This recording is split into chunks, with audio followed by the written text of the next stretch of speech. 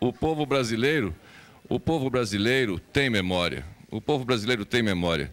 O que o povo brasileiro está fazendo, né, desse período para cá é fazendo o seu verdadeiro juízo. Porque eu digo para vocês, minha gente, eu já tive a idade de vocês, não é? Eu já estive em colégios secundários, eu era líder estudantil, era líder na universidade. Na época do golpe militar, não é? Levei muita pancada, fui preso 2 vezes, de modo que eu, se estivesse na posição de vocês, naquela oportunidade, com aquela campanha da mídia, eu seguramente estaria também nas ruas pedindo a deposição do presidente que fosse. Então, eu entendo perfeitamente tudo o que se passou e entendo a mobilização que foi feita com os jovens, porque eu também já fui mobilizado. Então, de modo que eu acredito que o povo brasileiro sim tem a memória. Eu tenho, por exemplo, memória exata de tudo o que aconteceu desde que eu comecei na minha faixa dos 14, 15, 16 anos, a participar de alguma forma da vida política do meu país. E eu tenho uma memória muito grande de tudo o que aconteceu. Agora, acontece que, ao longo do tempo, a gente vai fazendo o nosso juízo. Porque muitas coisas que dizem, quantas vezes uma pessoa não chega para a gente e diz assim, olha, não fala com esse camarada não, que ele não presta. Esse camarada não fala não, porque ele é um chato. E daqui a pouco a gente vai falar com a pessoa e descobre que é completamente diferente daquilo que nos disseram. O que é importante é que seja dada oportunidade ao povo brasileiro de fazer o seu juízo dentro de um ambiente de razoável tranquilidade, sem que haja um clima de emoção transbordando pelas ruas, de modo a dizer, esse fulano aqui é culpado, temos que crucificá-lo, ele é o causador de tudo e tal. Nós temos que ter um pouco de razão e, para isso, é preciso que tenhamos memória. E o povo brasileiro tem memória. Ok, em cima. Garoto, fala. Eu queria saber, depois de tudo que o senhor foi acusado, o que você acha da miséria assim, que está o Brasil em questão à seca no Nordeste? Assim? E o que o senhor acha do plano do Fernando Henrique? Bom, nós estamos vivendo um momento de extrema gravidade no país, não é? Todos nós sentimos nas nossas casas, vocês sentem nas suas, as dificuldades por que passa o país. Nós temos hoje alguma coisa que a sociedade conquistou, que é positiva, que é a chamada estabilidade monetária. Mas acontece que essa estabilidade monetária está sendo mantida à custa de um enorme sacrifício. Nós temos hoje desemprego recorde no país. A saúde nunca esteve numa situação de calamidade como hoje se encontra. E nós nos lembramos que nos foi pedido o imposto do cheque, o chamado CPMF, dizendo, me deem o CPMF que eu salvarei a saúde. O CPMF recolhe de 6 a 7 bilhões por ano e desses recursos quase nada vai para a saúde. A educação, vocês aí, alguns são, acredito, universitários, né? E sabem que hoje a universidade está relegada a um plano secundário, quando a universidade, num mundo hoje globalizado como está, tem que ser a fonte de cérebros e de mão de obra extremamente qualificada para ajudar o país a competir nesse mundo globalizado. Nós temos aí os aposentados sendo tratados com adjetivos e de forma pejorativa. Nós temos aí os funcionários públicos que estão há 4 anos sem reajuste. Nós temos aí os comerciantes, os empresários e os industriais que estão quebrando, que estão falindo por culpa desses juros extorsivamente altos que estão impedindo o país de progredir.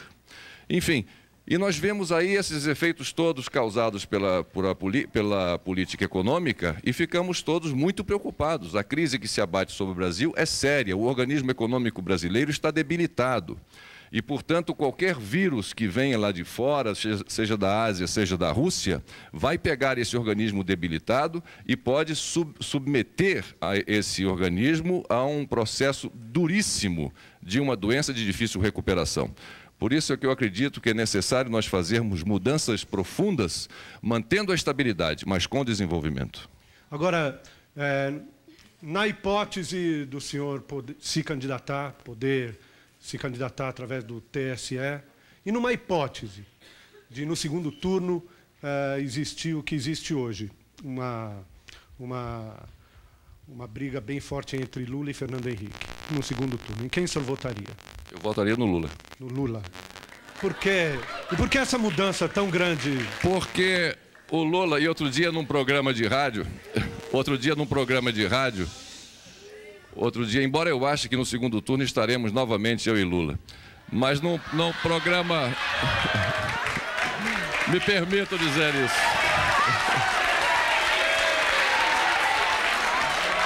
Bom, mas deixa eu dizer. Então eu estava num programa de rádio, num debate, e me perguntavam alguma coisa sobre a eleição e sobre o Lula e tal, e eu me referia ao Lula como o companheiro Lula. E havia dentre os jornalistas 2 que eram do PT. E eles intrigados com aquilo de companheiro, aí ele me pergunta, mas espera aí, como chamar ele de companheiro? Ele não é seu companheiro? Aí eu disse, engano seu. Nós fomos companheiros na campanha das diretas, nós fomos companheiros na disputa pela presidência em 89 e hoje somos companheiros na mesma visão crítica que temos do governo FHC. Então não posso deixar de dizer que eu me considero hoje e nessas circunstâncias o companheiro. E falo que no segundo turno, embora eu acredite, segura e sinceramente, que no segundo turno estaremos Lula e eu novamente reeditando a final de 89, se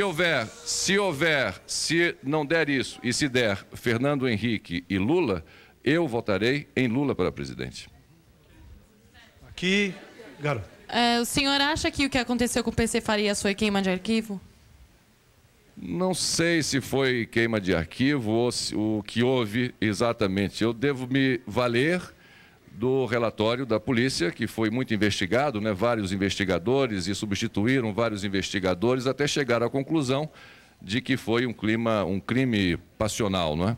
Então eu tenho que me valer pelo laudo que a polícia divulgou e tornou oficial. Alô? Senhor presidente, queria saber, porque o senhor se declara totalmente inocente, né? E que foi, na verdade, posto num esquema. Não, ninguém é santo. Eu não sou santo. Tá ok, mas cometi erros, da maneira como claro, o senhor expôs... Claro que eu cometi erros. Mas claro que maneira... eu cometi. Agora não... Só um minutinho.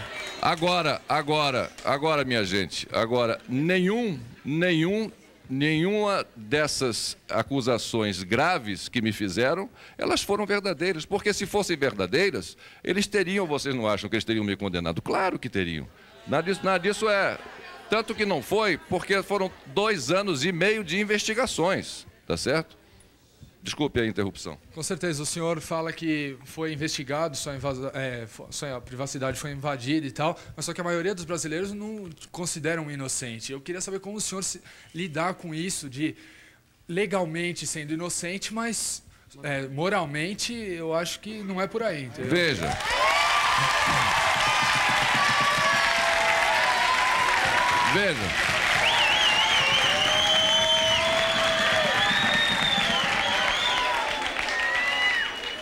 Veja, é para isso que existe uma eleição, entende? É para isso que existe uma eleição.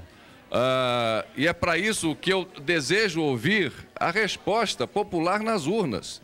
Quer dizer, você fala, e com toda a propriedade que o seu entendimento merece, de que esse não é o seu entendimento, mas vamos ouvir o conjunto da população. E é exatamente essa resposta que eu estou buscando. Eu estou buscando nas urnas a resposta da população brasileira a esta dúvida que alguns segmentos ainda têm. E eu desejo democraticamente, submetendo o meu nome ao julgamento popular, ter esse julgamento popular nas eleições de 98. Ok. Voltando aqui... Fala, Gama. Senhor ex-presidente, eu queria saber do senhor, sem muita autopropaganda, se o senhor dorme tranquilo, mesmo sabendo que 150 milhões de pessoas te odeiam. Não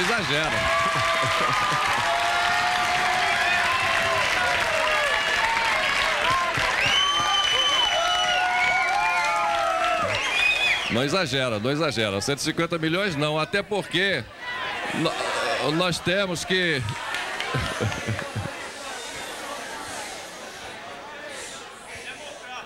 Veja bem, não é? E é por isso que eu desejo, eu repito, não é? Por isso que eu desejo submeter o meu nome ao julgamento popular, porque eu desejo saber realmente qual é o julgamento popular sobre o meu período como presidente da República e sobre as expectativas que eu possa despertar ainda no seio da população brasileira em relação ao nosso futuro. É essa a resposta que eu busco. Cadê? Quem? Aqui. Show. Gostaria de saber a sua opinião sobre a grave crise social que o país está enfrentando do governo Fernando Henrique. Inclusive o desemprego, que é assustador, 1.600.000 desempregados só na Grande São Paulo. O desemprego, minha gente, realmente é enorme, é gritante. Nunca o país encarou e enfrentou um problema social como este. E o desemprego ele é causado, basicamente, por uma política econômica que está em curso. Há um desemprego inicial nesse mundo chamado globalizado, que é causado pela globalização. Os países ricos e desenvolvidos, por exemplo, ele tem desempregados. E quais são esses desempregados? Os desempregados nos países ricos e desenvolvidos são aqueles trabalhadores que, extremamente qualificados, recebem um salário compatível com essa qualificação. Por exemplo, um programador de software na Alemanha que ganhava $10.000 por mês está sendo despedido no início do processo de globalização, substituído o seu trabalho por alguém que na Índia, em Bangalore, por exemplo, faz aquele mesmo serviço por $1.000. Então, o desemprego no início do processo da globalização, no mundo desenvolvido e rico, afetou mão de obra extremamente qualificada e com remuneração compatível com essa qualificação da sua mão de obra. Nos países chamados emergentes, nas economias emergentes, como o Brasil, o desemprego pegou inicialmente quem? Exatamente o trabalhador com o sinal oposto. O trabalhador desqualificado, que nem com um processo de reciclagem conseguiu estar apto para enfrentar essa competitividade no mercado e que recebia um baixo salário. Então, vocês vejam que lá os órfãos da chamada globalização, lá no mundo desenvolvido, são funcionários qualificados. No mundo em desenvolvimento, são funcionários subqualificados. Então, esse é um desemprego que a gente entende tenha sido causado pela globalização. O excesso de desemprego, quer dizer, essa margem enorme a mais de desemprego no Brasil, vem sendo causada pela política econômica, pela política monetária e política cambial. O que é que significa isso? Taxa de juros extremamente elevada e uma moeda supervalorizada que retira lá os nossos produtos da competição externa pela supervalorização ou sobrevalorização do chamado real. Então, o que nós precisamos é de aprofundar as reformas, andar com as reformas, por exemplo, tributária, fiscal, para evitar que essas duas âncoras, a monetária e a cambial, proporcionem isso que nós estamos assistindo hoje, que não é somente o desemprego, mas é uma crise social sem precedentes. Aqui em São Paulo, cada vez que eu volto a São Paulo, eu encontro mais relatos e mais pessoas dizendo da insegurança com que vivem aqui na capital, dos assaltos que são feitos, enfim, desse clima quase de estado de sítio em que está vivendo as grandes metrópoles, das quais São Paulo, sem dúvida, é a mais importante. Oi, eu queria saber como que você responde hoje às acusações que foram feitas sobre o uso de drogas. Sobre o uso de drogas? Olha, isso aí já foi tão dito e tão repetido, não é? Eu quero dizer a vocês que todas essas acusações também são acusações falsas. Vocês sabem, conhecem a minha vida, não é? Conhecem a minha vida, que foi muito bem explorada pela imprensa e muito bem dita. Eu sempre fui uma pessoa dedicada a uma vida extremamente saudável, sempre fui desportista, não é? Sempre pratiquei os meus esportes, a vida ao ar livre, e nas vezes que eu posso falar com pessoas como vocês, eu sei que vocês gostam também muito de esporte, eu digo, olha, minha gente, vão para o esporte, vão para fazer uma atividade física, deixa essa coisa de droga de lado, porque não leva ninguém a nenhum lado. Então eu quero exaltar a saúde, exaltar a condição e o condicionamento físico como uma maneira que nós temos de administrar bem aquilo que Deus nos deu, que foi o nosso corpo. Se nós não administrarmos bem o nosso corpo, cuidando da nossa saúde, nós não saberemos administrar nada na nossa vida.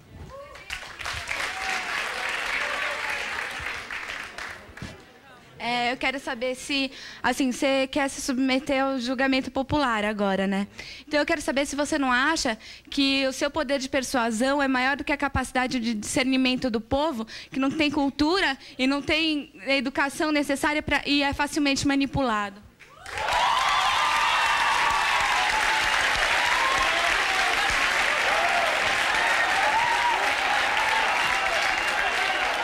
Veja que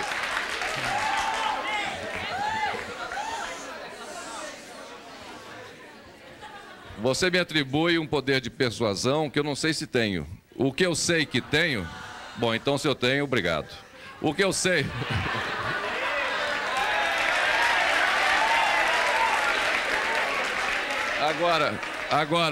Agora, pessoal, o que eu sei que eu tenho é o seguinte, é o que muitos de vocês também têm. Eu não sei fazer nada na minha vida que não seja com paixão, com ardor e com vontade. Não a paixão piegas. Não. Vocês estão entendendo. Não é essa paixão piegas. Não, a paixão no sentido de me dedicar integralmente àquilo que eu estou fazendo. Então, às vezes vocês, como ela entende a persuasão, talvez seja a vontade que eu tenho de transmitir a minha verdade. Cada um tem a sua verdade. E eu gosto de transmitir a minha verdade com absoluta sinceridade e com absoluta convicção daquilo que eu estou dizendo. E não sou somente eu acredito que todos aqueles que estejam numa posição de homem público, colocando o seu nome ao julgamento popular, eles têm não somente o direito, mas o dever de passar a sua verdade. E deixe que a população, o povo, eu sempre digo, o povo pode ser inculto, mas não é burro.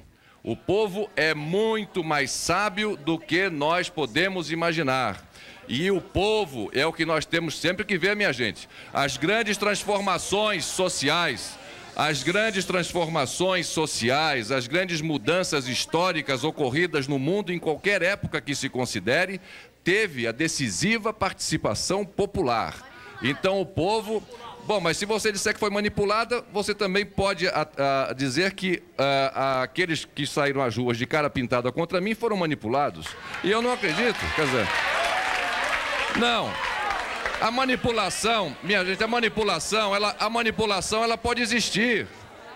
A manipulação, ela pode existir, mas em determinado momento, em relação a um determinado segmento. A manipulação não é geral. É impossível haver uma manipulação global, minha gente. Não é possível. Ok, no próximo bloco a gente continua. Para lhe dar um tempo, volta!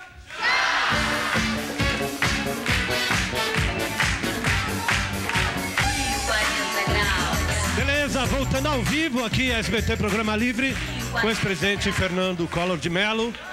Garota, fala. Já que estava falando de manipulação, eu queria saber se você não acha que se tivesse sido tão ajudado pela Rede Globo, principalmente no seu último debate com Lula, que foi editado para passar no Jornal Nacional, se o senhor teria ganho as eleições.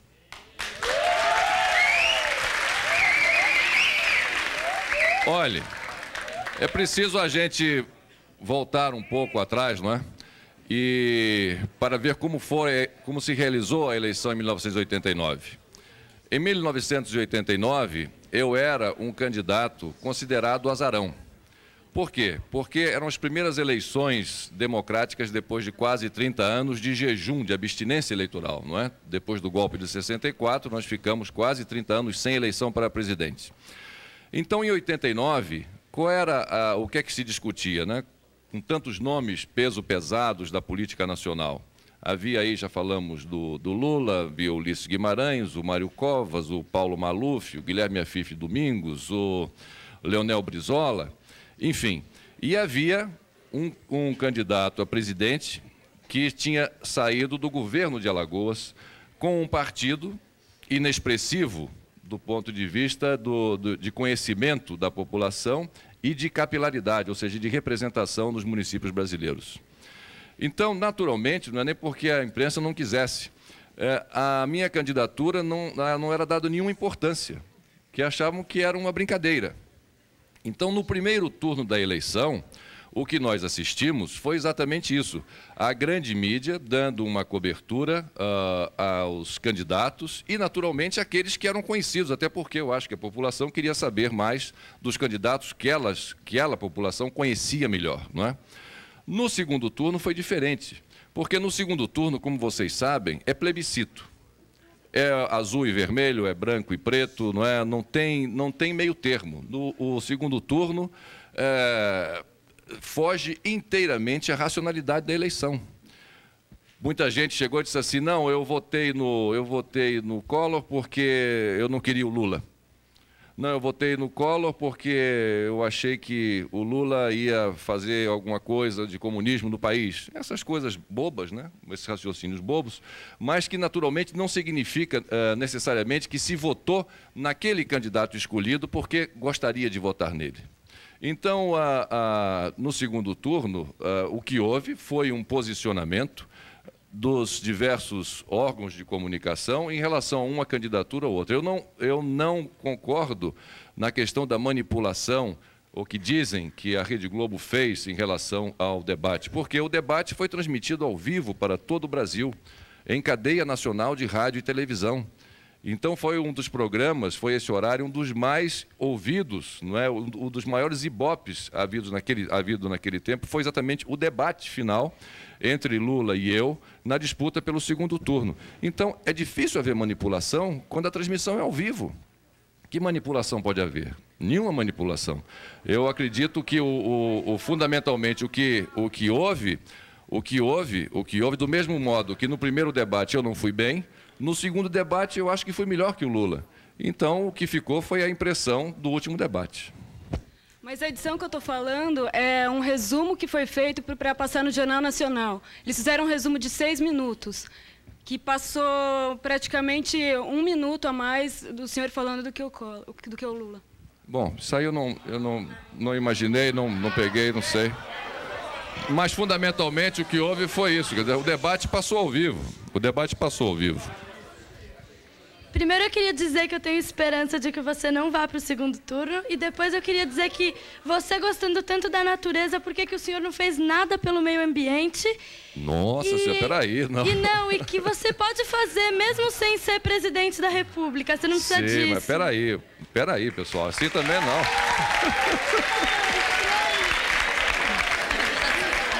Nossa Senhora. Olha, em relação a...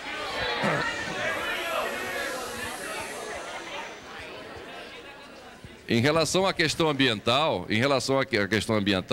o avanço que o Brasil deu na minha administração, olha, sou eu que estou dizendo. Não sou eu, minha gente, que estou dizendo. Isso aí são os próprios organismos internacionais. Não é? No que diz respeito à política indígena, à política ambiental, o Brasil deu um passo gigantesco. Nós realizamos aqui, em 1992, a maior conferência, tomando-se em consideração, para dizer se a maior, o número de chefes de Estado e chefes de governo presentes a essa reunião. Foram 158 chefes de governo e chefes de Estado. Estivemos reunidos durante 15 dias, lá no Rio de Janeiro, tratando exatamente de avançar com propostas ambientais para salvar o nosso planeta. Nós assinamos tratados da maior importância. Essa Conferência do Rio sobre Meio Ambiente e Desenvolvimento é considerado um marco histórico na luta ambiental. Na questão indígena, eu não sei se vocês se lembram, mas nós conseguimos salvar os Yanomami. Os Yanomami estavam sendo dizimados pela ação dos homens brancos e por ação de uma política indigenista que os levaria fatalmente à extinção. E nós fizemos uma reserva de 8 milhões de hectares na Amazônia, exatamente para preservar uma das culturas mais antigas que se tem notícia nas nossas Américas. Na questão do nosso dia a dia, né, eu fiz incluir no currículo escolar uma disciplina de educação ambiental para que, desde a criança, né, na sua mais tenra idade, pudesse tomar conhecimento da importância que tem a nossa natureza. Não, enfim, eu acho que em relação à questão ambiental, nós demos um passo muito grande e eu quero até lembrar a vocês um episódio. eu gostava muito, continuo gostando, hoje talvez um pouco menos, mas eu gosto de velocidade, eu gosto de esportes perigosos. E eu fazia jet ski. E uma vez, o Jacques Cousteau, o comandante Jacques Cousteau, que faleceu recentemente, o ano passado, ele chegou para mim e disse assim, eu queria lhe fazer um pedido, que você parasse de andar de jet ski. E eu disse, mas por que, comandante? Ele disse, porque o jet ski em geral, isso eu queria passar para vocês, o jet ski em geral ele é utilizado sempre naquela área perto da arrebentação, ou seja, perto da areia, em se tratando de mar. E é ali naquela região, naquela zona, em que os aleivinos, que são as ovas do peixe, vão buscar o calor necessário para a sua correta reprodução e desenvolvimento.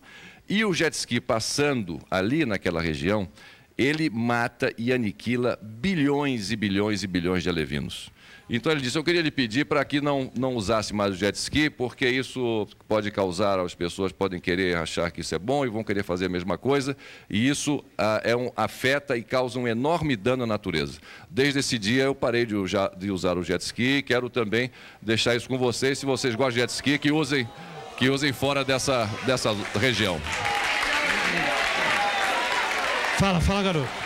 Senhor presidente, eu queria...